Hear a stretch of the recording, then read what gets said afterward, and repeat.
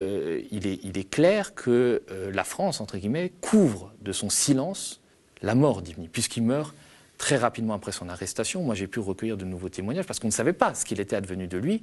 Il est emmené à la présidence, il a été malmené, il a été torturé, et on demande à Idriss Déby si on doit l'emmener à l'hôpital pour le soigner. Et Idriss Déby refuse en disant surtout pas de traces. On l'amène dans une cellule attenante à la présidence, puisqu'il y a des prisons secrètes qui sont un peu autour, et puis il finit par décéder.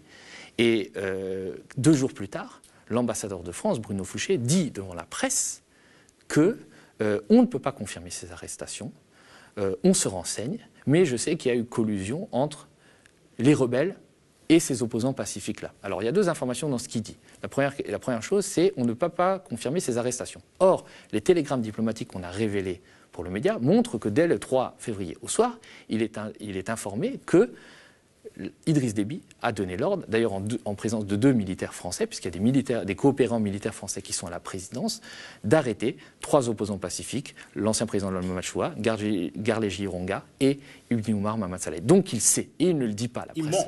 Il ment, très clairement. La deuxième chose, c'est qu'il dit qu'il y a eu collusion entre les rebelles et les opposants pacifiques. Ibni Oumar Mahamat Saleh, il faut savoir qu'à ce moment-là, les téléphones sont coupés à N'Djamena. Il n'a eu aucune visite de quelques rebelles que ce soit pendant les 2 jours qu'ont duré l'attaque de N'Djamena. Ça, c'est les membres de la famille qui me l'ont confirmé. Et puis, lui, il avait un idéal.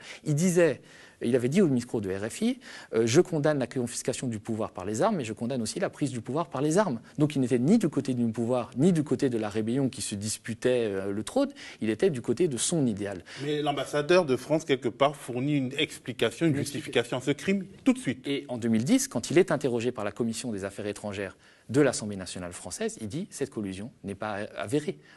L'ambassadeur. Donc l'ambassadeur, après avoir évoqué dans un télégramme diplomatique une collusion, revient sur ses propos 2 ans après. Après avoir couvert le crime, en fait, il revient parce qu'il n'y avait aucune preuve de cette collusion-là.